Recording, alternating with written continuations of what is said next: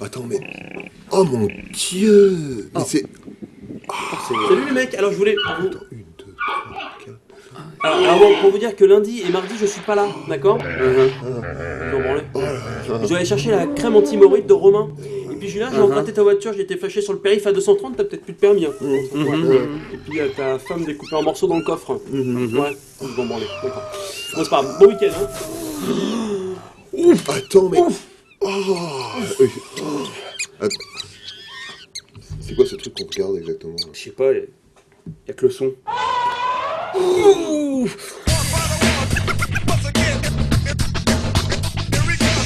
Tout ce qui s'est passé d'insolite ces dernières 24 heures, bien c'est tout de suite dans ce Rewind du 23 septembre 2011. Et si vous avez un fils, savez-vous si ce dernier est gay? Et bien maintenant vous pouvez le savoir grâce à une application disponible sur l'Android Market, ça s'appelle Votre fils est-il gay? C'est très simple, 20 questions vous permettant de savoir si votre fils est-il gay ou pas du tout. Alors j'ai moi-même répondu aux questions en me mettant du point de vue de mes parents, hein, et le résultat, eh bien, je suis gay. Non mais j'aurais dû m'en douter en plus.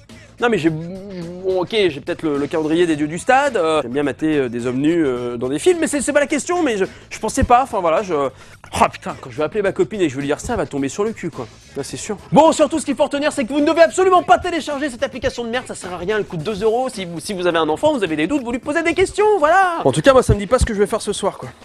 Il faut que je me trouve un copain, bah ouais, oh la tuile. Romain Ouais. Romain, Bon, je me lance. Voilà, Romain, je suis amoureux de toi. Enfin, Sam, je suis le parrain de ton fils quand même. C'est vrai ça. Désolé.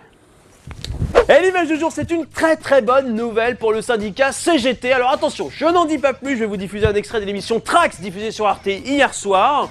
Vous allez apprendre des trucs absolument dingues, ça peut remettre toute votre vie en cause, mais le diffuse quand même, je suis un peu bizarre. La grosse erreur que font la plupart des gens, et beaucoup de biologistes connus, c'est de supposer que d'une manière ou d'une autre, on est programmé pour mourir, pour vieillir et se détériorer. Mais c'est complètement faux. On peut calculer combien de temps les gens pourraient vivre en moyenne. Évidemment, on obtient des nombres un peu différents selon la population étudiée, mais on arrive à une moyenne d'environ 1000 ans. Vieillir? Quelle barbe! Numéro 2 de la singularité, Aubrey de Grey tente de rallonger notre espérance de vie au maximum. À 48 ans, il est à la fois informaticien, diplômé de l'université de Cambridge en Angleterre et biologiste. Alors, ce qu'il faut retenir pour simplifier un petit peu la chose, c'est que sur le principe, nous pouvons donc vivre 1000 ans. Et oui, alors pourquoi est-ce que les syndicats CGT vont être contents? Et bah parce que la retraite à 62 ans, tu t'en bats les couilles quand tu vis 1000 ans, hein? Moi je veux bien être en retraite à 62 ans, si c'est pour vivre encore 900 années après, quoi. Est-ce que vous vous imaginez vivre 1000 ans? Qu'est-ce que ça sera le monde dans 1000 ans, quoi? Tout ce qui s'est passé dans Solide ces dernières 24 ans, c'est tout de suite dans ce Rewind du 4 mars 2111 et le... Oh ouais. Waouh! T'as un knife où vous êtes la fan. Eh ouais, ma gueule. Bon ouais, on s'en s'oublie pas. Je peux envoyer un texto avec? Vas-y. Le futur, ça a l'air tellement bien. Carrément. Oh mon Dieu. Ah, c'était qu'un rêve. Oh non. Et avant de se quitter, une news qui fait plaisir parce qu'on peut s'en moquer, puisque maintenant c'est passé. Alors, on peut se foutre de la gueule de la personne dont je vais vous parler. C'est un enfant britannique de 5 ans qui est né avec une déformation très particulière, qui lui a même valu le nom de Petit Frankenstein. Vous voyez, ça commence déjà plutôt pas mal. Une déformation au visage qui lui a causé ceci. Et oui, je sais, c'est une déformation assez dingue au niveau du crâne. 2 grosses cornes lui ont poussé sur le front. C'est très très très impressionnant. Et pas très beau, il faut le dire.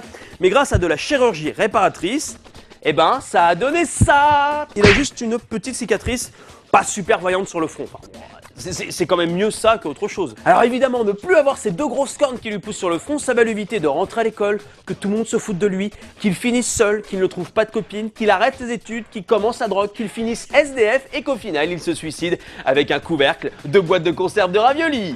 Le Rewind approuve. En somme, il a évité d'avoir une vie de merde. Par contre, tout le monde va l'appeler Harry Potter. Toute sa vie. Je préfère ça. Alors, Rewind d'aujourd'hui, c'est déjà terminé pour aujourd'hui, pour cette semaine. Ah oui, c'est presque enfin le week-end. Je touche le week-end du doigt. Alors, pas de Rewind ni lundi ni mardi, mais je vous conseille d'être absolument là mercredi. Je n'en dis pas plus, mais attention. Ben, j'en dis pas plus, voilà. Et avant de se quitter, il faut savoir un truc, c'est que dans la vie, le plus important, c'est de...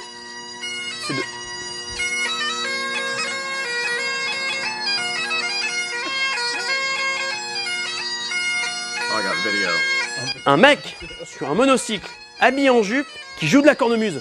Mais c'est pas possible, je suis dans un monde parallèle là, Nom de Zeus, Marty! Il faut à tout prix qu'on retourne dans le futur. Suis-moi, j'ai garé de Rennes dans le parking! Bon week-end à tous, c'est à mercredi!